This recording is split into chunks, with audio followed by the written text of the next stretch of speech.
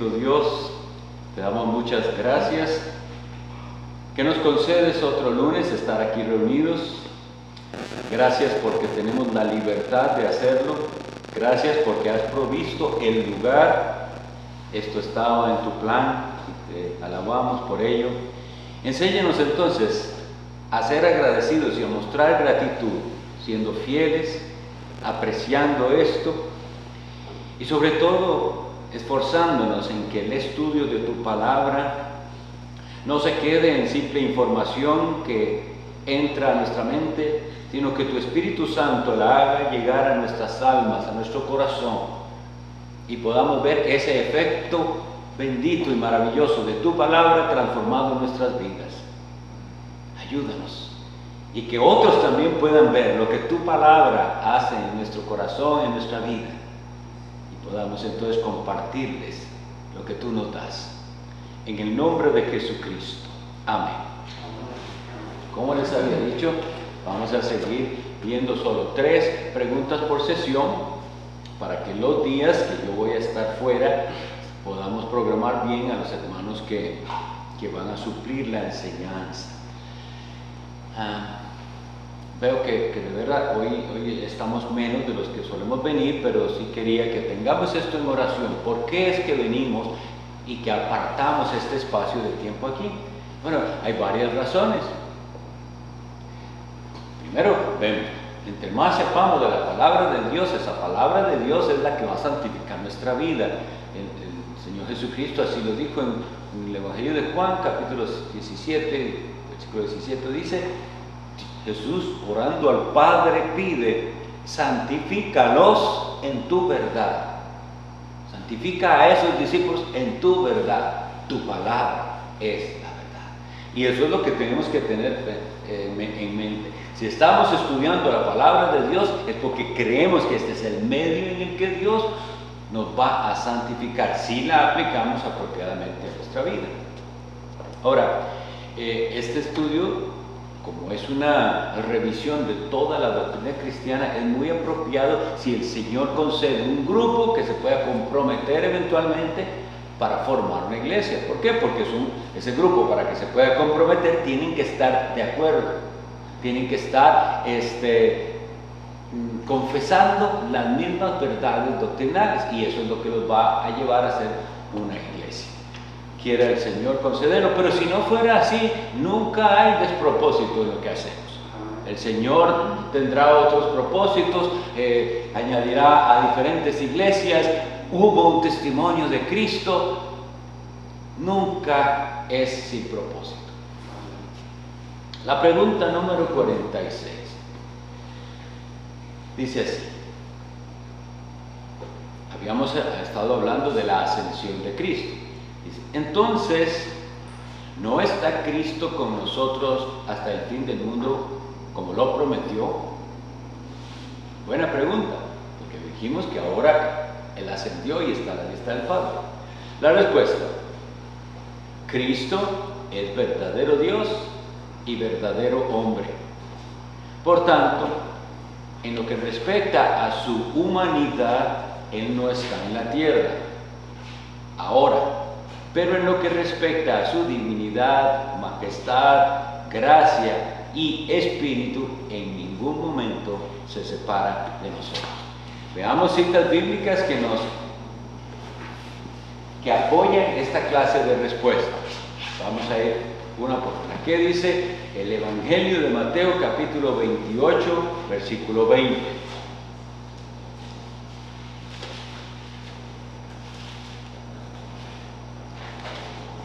Humberto. Leo: enseñándoles que guarden todas las cosas que os he mandado, y he aquí yo estoy con vosotros todos los días hasta el fin del mundo. Amén. Amén. Esta es una promesa. ¿Cuándo está haciendo Jesucristo esta promesa? Antes de ascender. Les había dado lo que llamamos nosotros la gran comisión, y había dicho: toda potestad me es dada en el cielo y en la tierra. Por tanto, con esa autoridad que Él tiene divina, ir a hacer discípulos a todas las naciones, bautizándolos en el nombre del Padre y del Hijo y del Espíritu Santo, y entonces hace esa hermosa promesa: yo estoy con vosotros todos los días hasta el fin del mundo. Amén. Este tipo de pregunta nos va a ayudar también a confirmar que lo que tenemos que aprender es a interpretar correctamente la Biblia, porque acabamos de leer entonces que Jesús dice que Él va a estar con nosotros todos los días hasta el fin del mundo, pero veremos otros versículos en los cuales Él dice que ya no estará, y tendremos que saber conciliarlos. Leamos Mateo 26, 11.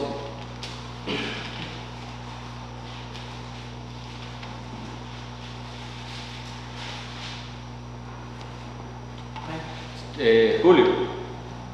Porque siempre tendréis pobres con vosotros, pero a mí no siempre me tendréis. Ok, entonces veamos estos dos versículos.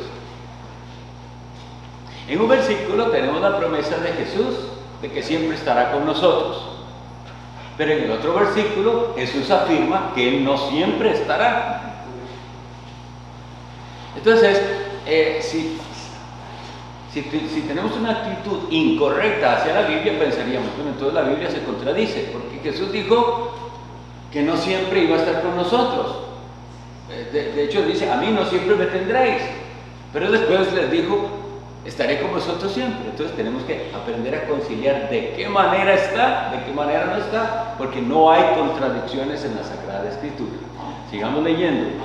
Juan, el Evangelio de Juan, capítulo 16, versículo 18.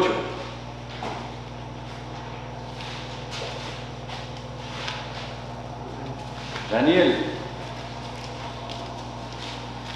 Decían pues, ¿qué quiere decir con todavía un poco?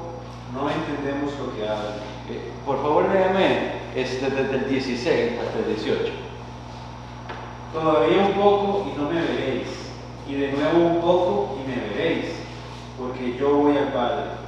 Entonces se dijeron algunos de sus discípulos, unos a otros, ¿qué es esto que nos dice? Todavía un poco y no me veréis, y de nuevo un poco y me veréis, y porque yo voy al Padre. Decían pues, ¿qué quiere decir con todavía un poco? No entendemos lo que habla. Nosotros sí debemos entender qué es lo que Cristo está diciendo. En esos dos versículos que decíamos, vean que en uno dice, no siempre me tendréis, y en el otro dice, estaré con vosotros para siempre. Pero este versículo nos aclara en qué sentido es que no está. En un sentido visible, no me veréis. Entonces, en ese sentido no está. En un sentido visible, con su humanidad, no está con nosotros, no lo vemos. Pero entonces vemos, pero sí está de otra manera.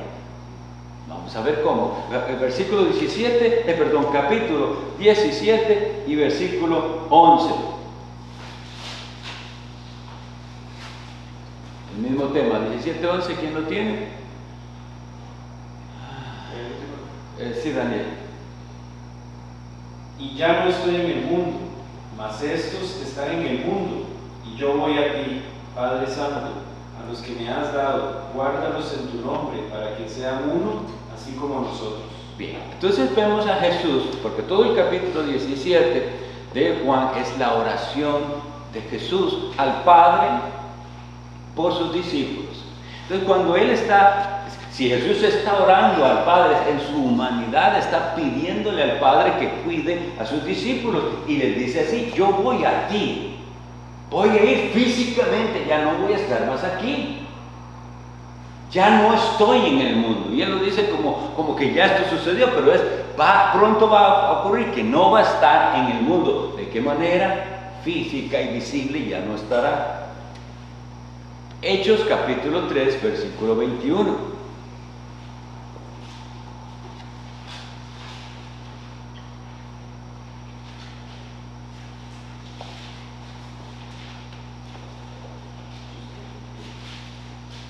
Berto. Aquí en desierto es necesario que el cielo reciba hasta los tiempos de la restauración de todas las cosas. Bien. De que habló Dios por boca de sus santos profetas, que han sido desde el tiempo antiguo. La parte importante de este versículo del 21, sí, es que dice que el cielo recibió a Jesús y que lo va a tener ahí hasta el tiempo de la restauración de todas las cosas. Ese tiempo de la restauración de todas las cosas, ¿a qué se refiere? Al fin, ¿verdad? Todavía las cosas no han sido restauradas. La acción de Dios en su pueblo es una acción espiritual, pero vemos este mundo todavía caído y todavía luchando contra el mal y contra el pecado que nos rodea y contra el pecado que está en el corazón, pero todavía entonces todas las cosas no han sido restauradas. Entonces, hasta que esas cosas sean restauradas, Él se volverá a ser presente. Vea que dice, a quien es necesario que el cielo reciba. Y eso es lo que sucedió. El cielo recibió al Hijo de Dios, que se sentó a la diestra del Padre. Leamos el Evangelio de Juan, capítulo 14, versículo 17.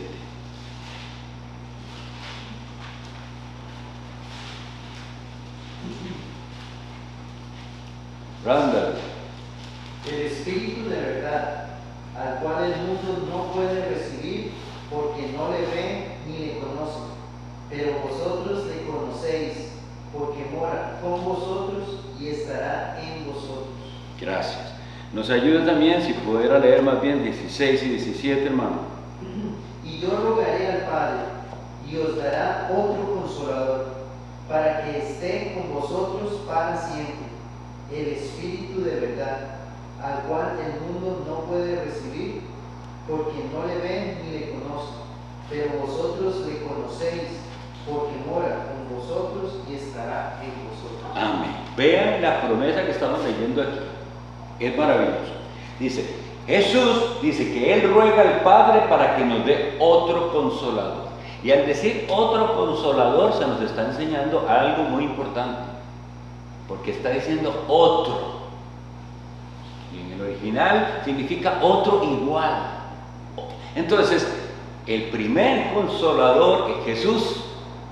Pero Él dice que Él no va a estar más, entonces Él va a ascender, pero Él va a rogar al Padre que envíe otro. Y ese es el que va a estar para siempre con nosotros. Por eso Jesús puede prometer que va a estar con nosotros todos los días hasta el fin del mundo, porque envió su Espíritu. Y Dios es uno. Al estar su Espíritu con nosotros, Cristo está con nosotros. Le llama el Espíritu de verdad. Ahora vean algo impresionante. Prestemos atención a este lenguaje. Dice, el Espíritu de verdad. Sabemos que es el Espíritu Santo.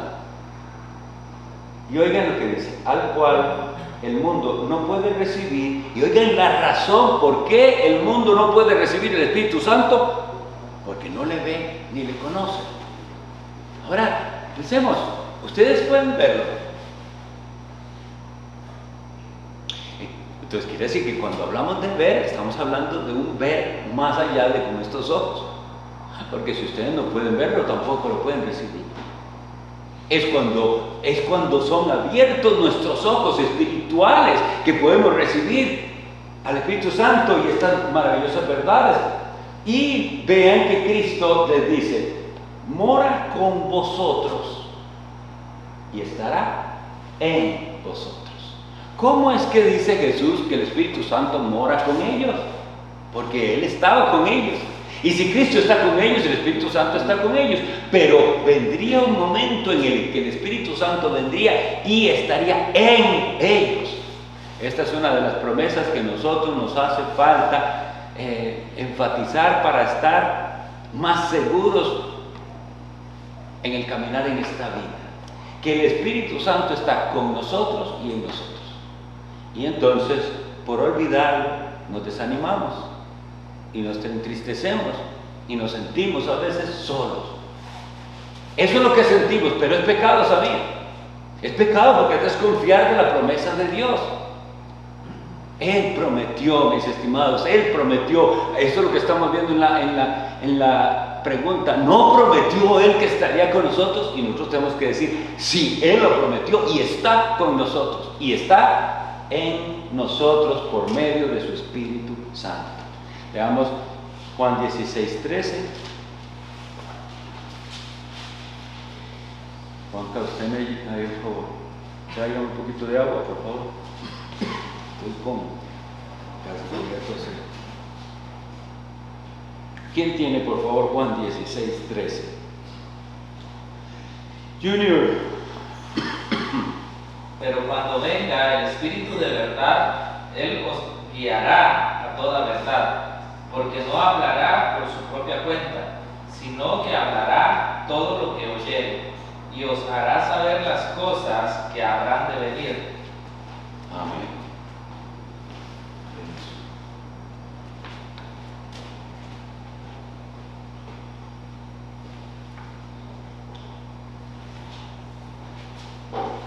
Entonces sabemos que este Espíritu de verdad es el Espíritu Santo. Fue enviado con un propósito, guiarnos a toda la verdad. Lo más necesario es que nosotros entendamos que esa función del Espíritu Santo se sigue cumpliendo hoy en día.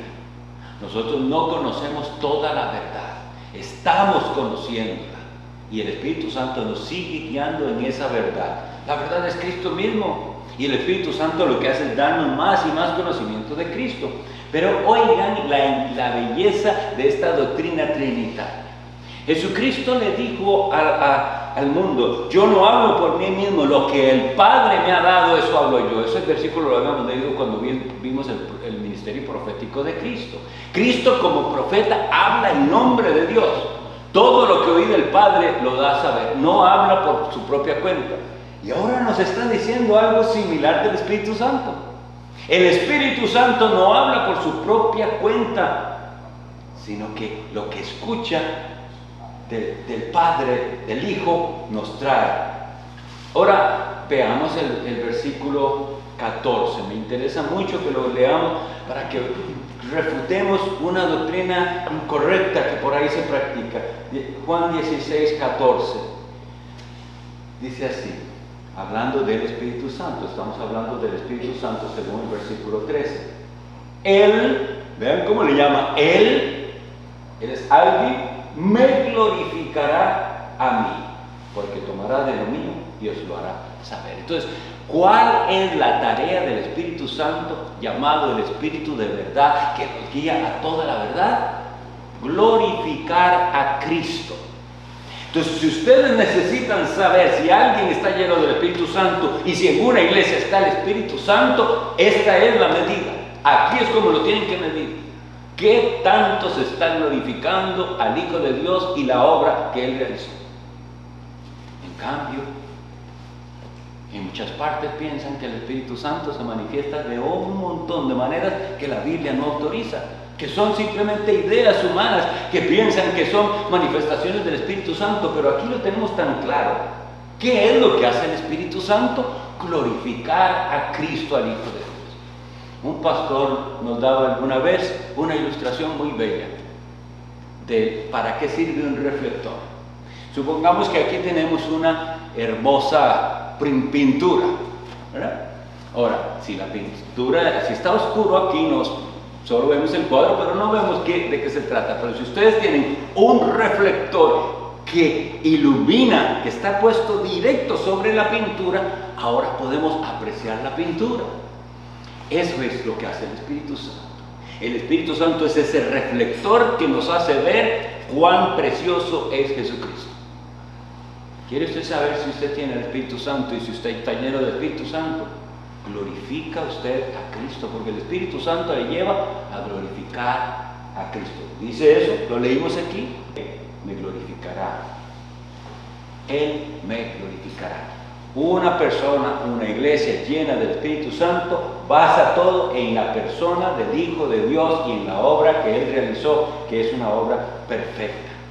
Y ahora leamos último para esta pregunta, Efesios 4:8.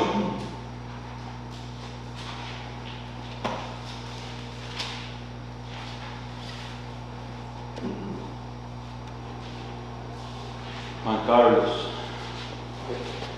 Por lo cual dice, subiendo a lo alto, llevó cautiva la cautividad y dio dones a los hombres.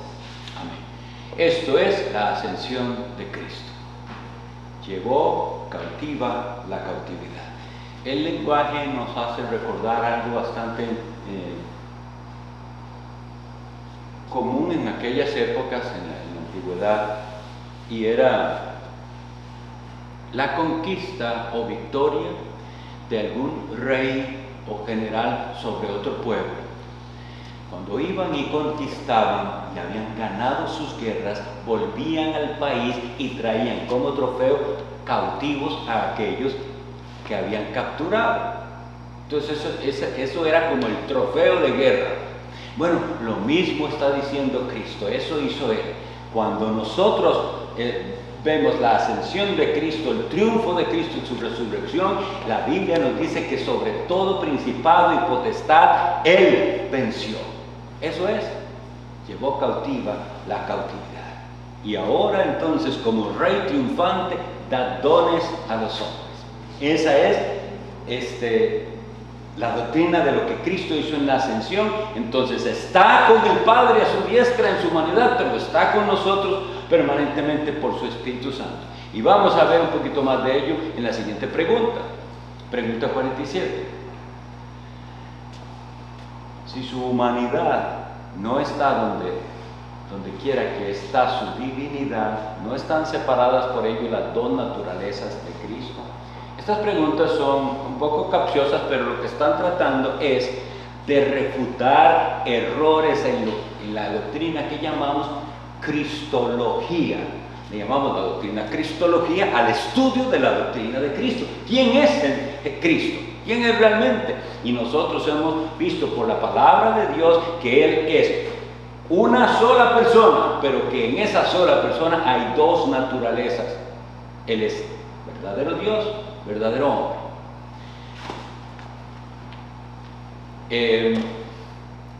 No está aquí entre las citas del catecismo, pero siempre me gusta citar, porque yo es la parte donde lo veo tan bello y tan claro. Y en el Evangelio hay que verlo en todo, hay que leerlo minuciosamente para ver dónde ve usted su divinidad, dónde ve usted su humanidad, dónde vuelve a ver constantemente, y no se lo anuncia, y no se separa, simplemente se da su humanidad y su divinidad. Pero uno de ellos es el relato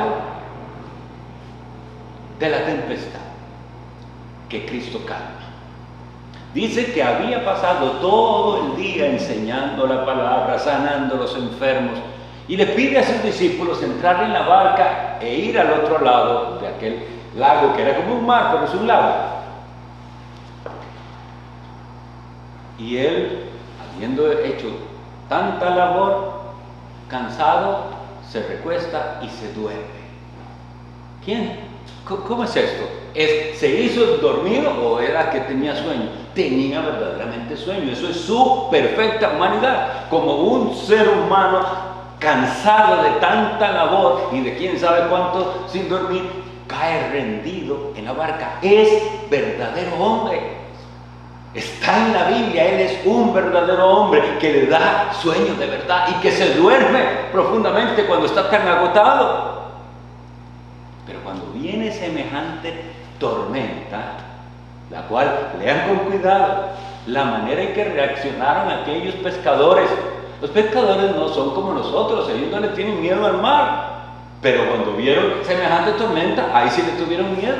O sea, no era cualquier tormenta, era algo bastante fuerte. Y ellos asustados despiertan al Señor Jesucristo. Pero aquel que se levanta habla a los elementos y le dice al viento que cese y al mar que calle y que enmudezca, y se hizo, dice la Biblia, grande bonanza. Es decir, imagínense un mar calmo, y aquellos hombres se desarmaron y dijeron: ¿quién es este? Que aún los vientos y el mar le obedecen. ¿Quién es? Dios mismo. Eso no lo hace un hombre, eso es Dios mismo. Entonces ven cómo están unidas las dos naturalezas, sin confundirse, sin mezclarse, están en la persona de Cristo. Ahora sí vamos a ir a ver otras citas que así lo dicen, pero les animo a ver en la lectura del Evangelio cómo surgen las dos naturalezas de Cristo constantemente. Leamos Hechos capítulo 7, versículo 38.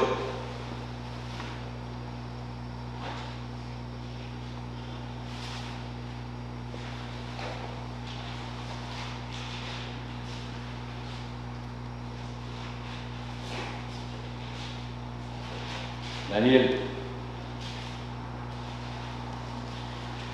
Este Moisés es el que dijo a los hijos de Israel: profeta os levantará el Señor vuestro Dios de entre vuestros hermanos, como a mí, a él oiréis. Bien, ahora léame también el 44. Tuvieron nuestros padres el tabernáculo del testimonio en el desierto, como había ordenado Dios cuando dijo a Moisés que lo hiciese conforme al modelo que había visto. Estos versículos nos llevan al Antiguo Testamento, a la experiencia que tuvo Moisés de encontrarse con, en algunas partes dice, el ángel de Jehová, pero en el mismo texto dice, Jehová le habló. Y aquí tenemos una prueba de que el ángel de Jehová es Jehová. El ángel de Jehová es la forma visible de Jehová. Ahora, nosotros en lecciones pasadas revisamos versículos donde veíamos que Dios es invisible. Y de hecho dice, al cual ninguno de los hombres ha visto ni puede ver. Pero vemos que podía ver al ángel de Jehová. La manifestación visible de Dios. Entonces lo que nos está ayudando aquí es saber que así como se nos dicen ambas cosas, tenemos que entender en qué sentido es invisible Dios, que es espíritu, y en qué sentido se hace visible y cómo hace para hacerse visible. Este es el que se le apareció a Moisés. Era el Hijo de Dios. Era el mismo que le dio la ley. Pero era antes de hacerse hombre. Veamos Hechos 17:27. ¿Cómo se describe ahí a Dios?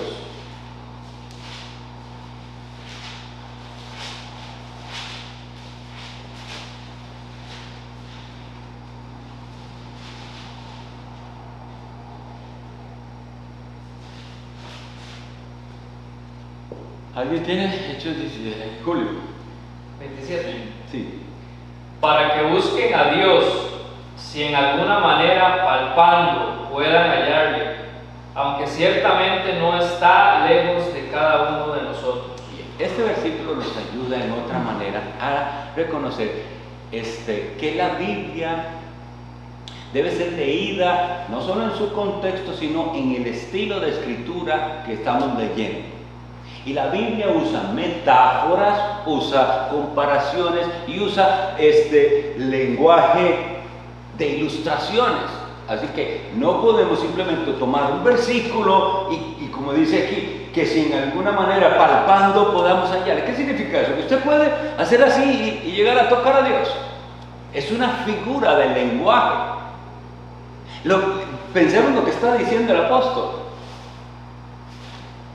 Y entonces tendrá más sentido. Dice, busquen a Dios, si en alguna manera palpando puedan hallarlo. ¿Qué es lo que quiere dar a entender el apóstol al usar este lenguaje? No que físicamente palpando usted va a llegar. Lo que está diciendo es, nosotros somos como ciegos, pero Dios se acerca a nosotros.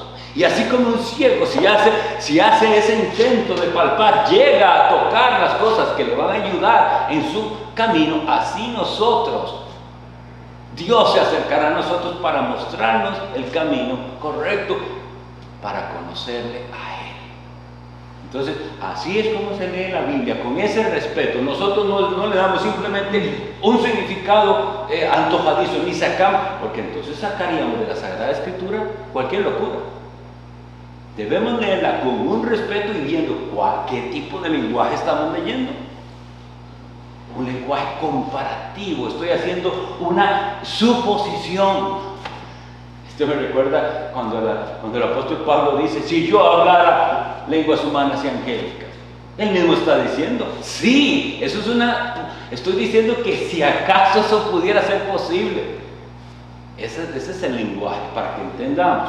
Entonces, así también está, ahora dice, si en alguna manera, palpando, pudieran hallar, aunque, ¿por qué dice que no está lejos de cada uno de nosotros? Porque tenemos que, la doctrina correcta de la omnipresencia de Dios. Dios está en todas partes. Pero Dios no está en todas partes de la misma manera. Creemos que Dios está aquí. ¿Cree usted que Dios está aquí mientras estamos con la palabra abierta, habiendo invocado a Cristo? Claro que sí, pero está de una manera diferente que en otras partes. Aquí está su bendición, aquí está su presencia que nos acerca a Él. En otras partes lo que está es Dios ejecutando su juicio. En otras partes está Dios derramando su ira merecida sobre el pecador. Vamos a leer, por ejemplo, Jeremías 23, 24.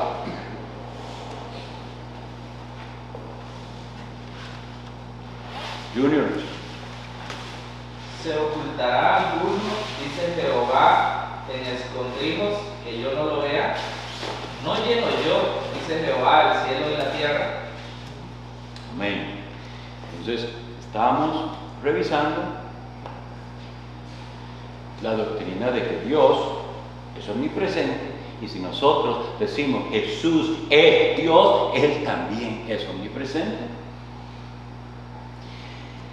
Y prestemos también un poquito de atención y aprovechemos el leer ese versículo que dice, se esconderá alguno.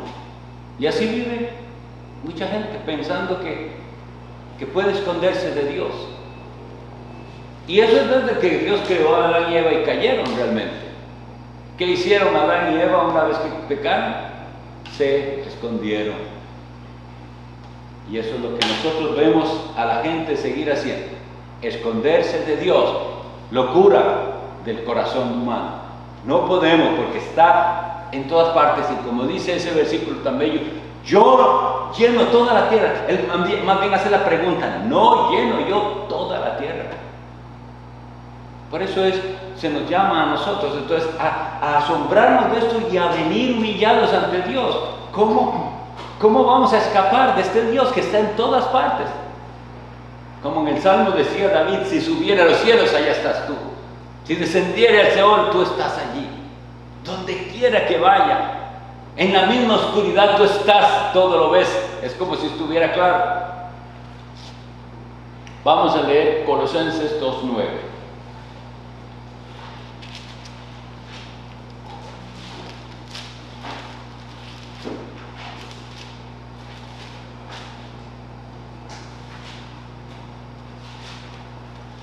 Randall.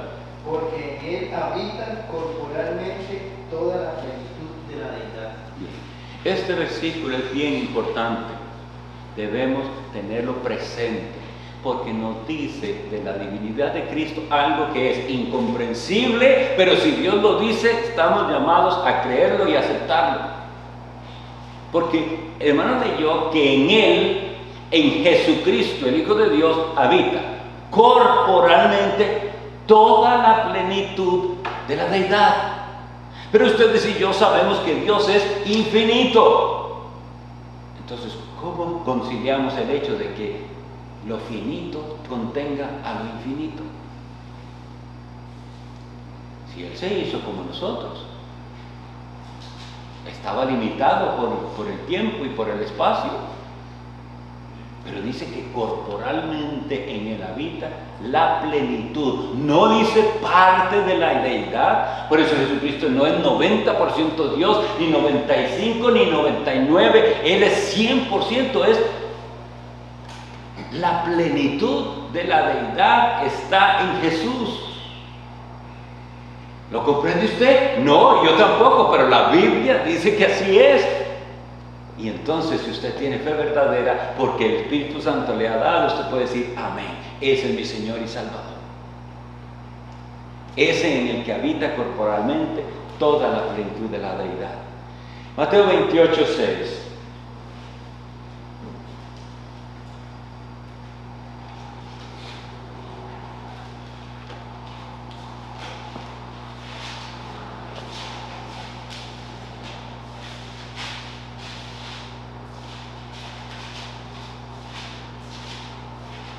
Sí, Juan Carlos.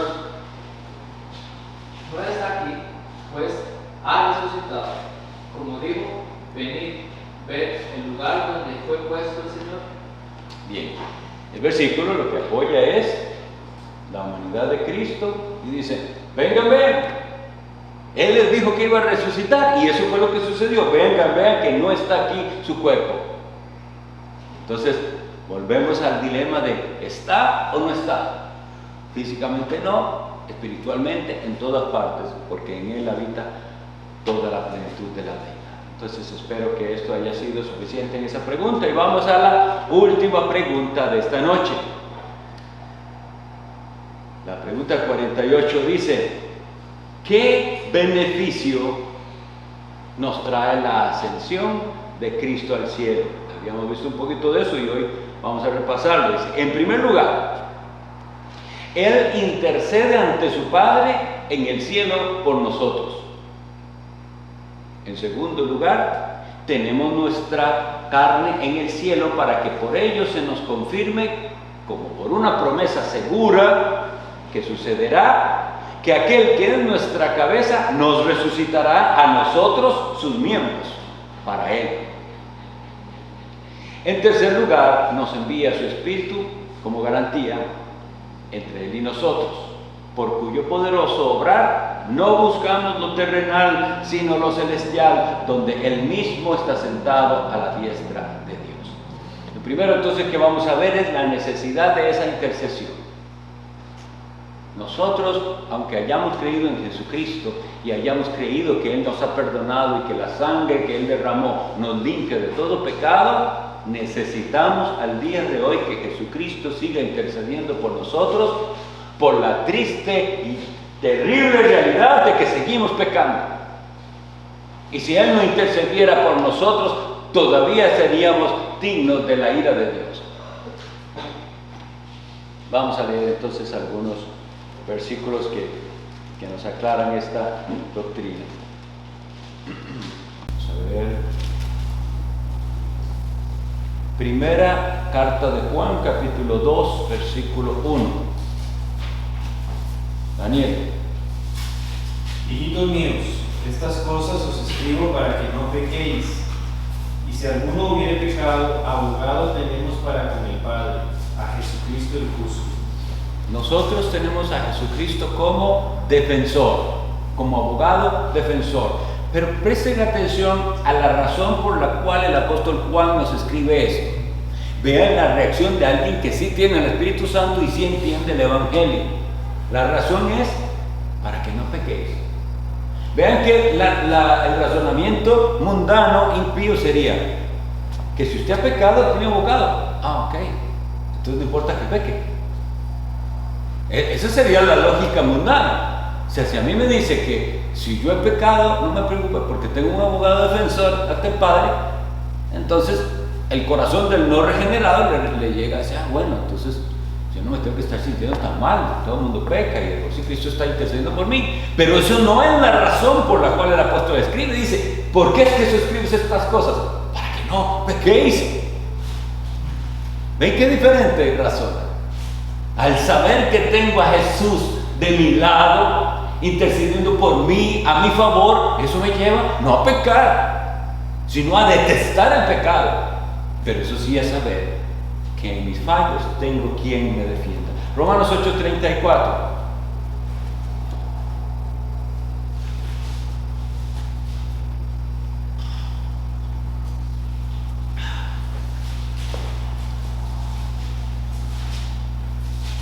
Romanos 8:34. Lo tengo. Amén. Sí.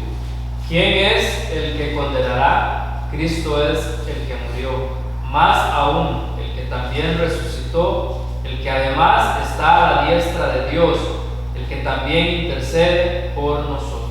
¿Qué más podemos decir? Ascendió, está a la diestra del Padre e intercede a nuestro favor.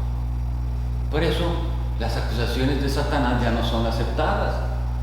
No es como cuando acusaba a Job. Fue echado, dice Apocalipsis, el acusador. Ya no se permiten más acusaciones contra los hijos de Dios, porque Cristo derramó su sangre y venció, y Él está intercediendo por nosotros. Juan 14:2.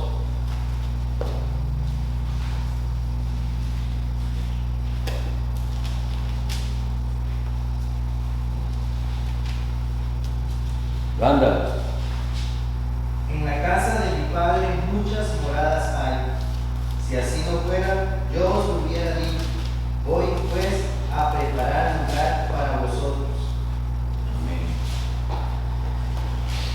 Y yo leo para ustedes el mismo Juan, pero 20:17, cuando Jesús le dijo a aquella mujer antes de ascender: no me toques, porque aún no he subido a mi Padre, mas ve a mis hermanos y diles: subo a mi Padre y a vuestro Padre, a mi Dios y a vuestro Dios. Esto que estamos leyendo es la verdad de las dos naturalezas de Cristo. Dios es el Padre de Jesucristo, nuestro Señor. Y tenemos que aceptarlo así y sentirnos gozosos de que Él, como decía Hebreos el otro día que lo leíamos, no se avergüenza de llamarnos hermanos. Participó de lo que nosotros participamos, de carne y de sangre, para precisamente llamarnos hermanos. Él dice: subo desde la ascensión a mi Padre y a vuestro Padre, a mi Dios y a vuestro Dios. Pero ahora nos dice la Biblia que está intercediendo por nosotros a la diestra, pero también nos leyó, hermano, que está preparando moradas. Hermano, ¿por qué nosotros pensamos tan poco en la eternidad? No, yo no nos estoy llamando a fantasear, pero es que es maravilloso pensar. Jesús prometió que iba a preparar algo para nosotros y lo está haciendo. Y deberíamos nosotros tener una gran alegría y expectación. ¿Qué estará mi Señor y mi Salvador Jesucristo preparando? Voy pues a preparar lugar para vosotros. Y si me fuere, dice el otro versículo, y os prepararé el lugar, vendré y os tomaré a mí mismo, para que donde yo estoy, vosotros también estéis. Estar físicamente en un lugar preparado por Dios para nosotros. Si pensáramos un poquito más en esto, no le pondríamos atención a tanta tontería y vanidad de esta vida. Leamos Efesios 2:6.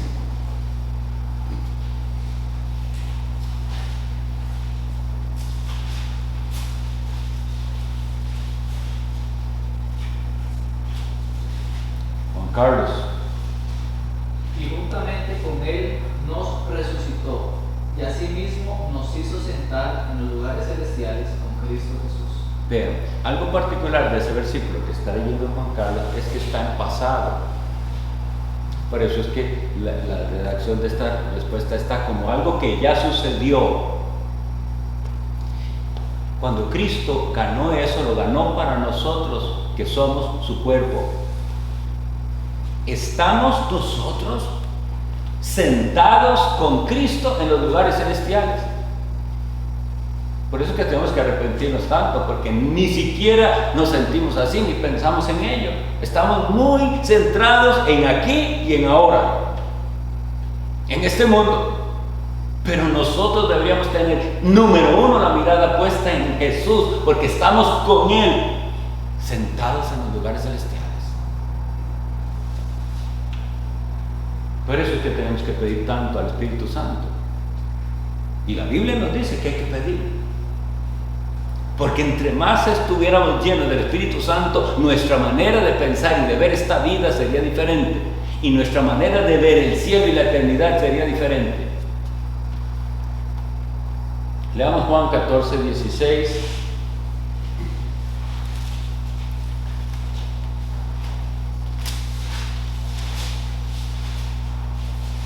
Este lo habíamos leído, hermanos. Leamos Juan, vamos a ver, 20:17. Bueno, perdón, es que me devolví. Disculpen, hermanos, es 16, 17.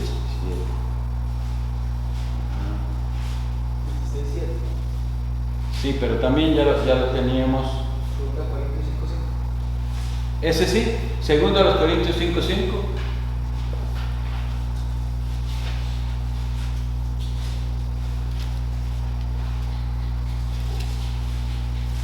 Mas el que nos hizo para esto mismo es Dios, quien nos ha dado las armas del Espíritu. Amén. Bien, vamos a explicar entonces esto tan importante de las arras del Espíritu. Ya lo habíamos también mencionado en su momento, pero recordémoslo. ¿Qué significa? Esa palabra, las arras, Las arras era algo que se daba como garantía de cumplimiento de una promesa. Ténganlo así en su mente. Dos personas hacían un trato, entonces el que tenía que cumplir una parte le dice: yo le voy a cumplir lo que le prometí, mientras tanto tome esto que es la garantía de que yo se lo voy a cumplir. Y el apóstol está usando esa misma ilustración para decirnos: Él nos dio algo, su Santo Espíritu, como las arras. Esa es la garantía. Por eso debemos estar tan preocupados y de asegurarnos de que tenemos las arras, de que tenemos lo que también se llama en la Biblia el sello de Dios, porque eso es la garantía de que un día nos dará lo que nos prometió, la morada a su lado. El siguiente voy a leerlos para ustedes, que es del cual dimos una serie en nuestra iglesia de escuela dominical, Colosenses 3, 1 y 2. Colosenses 3, 1 y 2.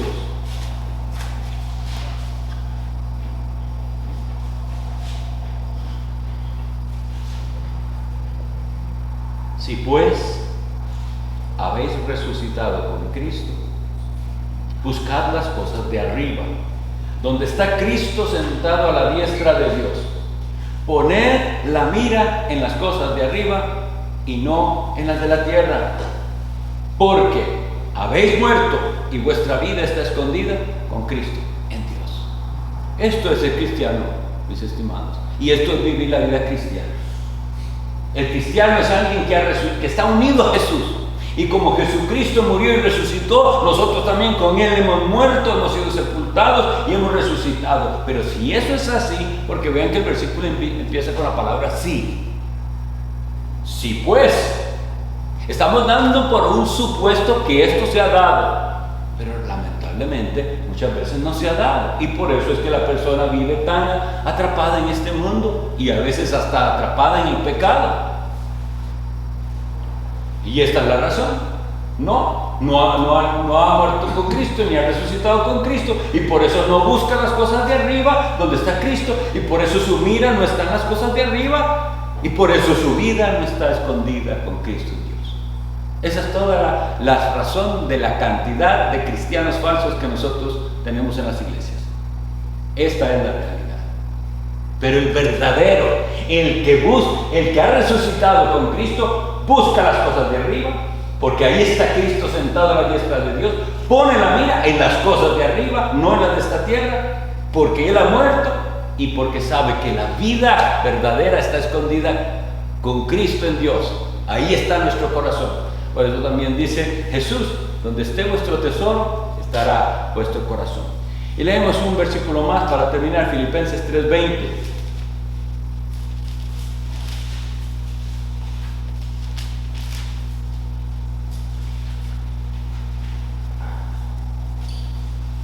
¿Quién? Filipenses 3, 20 y 21, Daniel. Mas nuestra ciudadanía está en los cielos, de donde también esperamos al Salvador, al Señor Jesucristo, el cual transformará el cuerpo de la humillación nuestra, para que sea semejante al cuerpo de la gloria suya, por el poder con el cual puede también sujetar a sí mismo todas las cosas. Amén. Hermanos, nosotros somos muy fríos. Nosotros cuando leemos una cosa así, debíamos alabar a Dios, porque vean lo que es esta promesa. Primero que todo, es para los creyentes, eso sí, que son ciudadanos de la ciudad de Dios. No somos de aquí, somos extranjeros. Nuestra ciudadanía está en los cielos y esperamos que Jesús de allá vendrá, y vean lo que va a hacer con nosotros. Transformará el cuerpo de la humillación nuestra. Piensen, ¿por qué se le llama a el cuerpo de la humillación nuestra? ¿No se siente usted humillado cuando lo derrota el pecado? Cuando usted es débil, cuando vuelve a caer en lo que ya el Señor le había dicho que no cayera, sea lo que sea. Es la humillación de este cuerpo que todavía puede pecar, pero como cristianos de Cristo y quiere agradarle a Él, esta realidad le atormenta y le duele y le humilla. En cambio, el que no, simplemente se alza de hombros y dice, todos somos pecadores. Pero Cristo, al que estamos esperando, transformará el cuerpo de esta humillación y vean lo que hará, que sea semejante nuestro cuerpo al de la gloria suya, porque Él tiene ese poder. Él tiene el poder de sujetar a Él todas las cosas. Mis estimados, ustedes pueden notar que esto que nosotros estudiamos es simplemente una doctrina que dice que Jesucristo ascendió a los cielos. Pero usted se la puede aprender y no servirle para nada más, ¿sabe eso? Pero si usted va así como vamos a la Escritura, esto le llena el corazón de esperanza, de ánimo y de agradecimiento, porque Él está ahí intercediendo por nosotros, preparando un lugar para nosotros y volverá por nosotros. Que con ese sentimiento se vaya usted a la casa gozoso, alegre, agradecido para vivir para Cristo lo que nos quede de vida. Busquemos las cosas de arriba. Una vez más les digo, yo alabo a Dios al ver a alguien aquí. ¿Por qué? Porque usted prefirió estar aquí.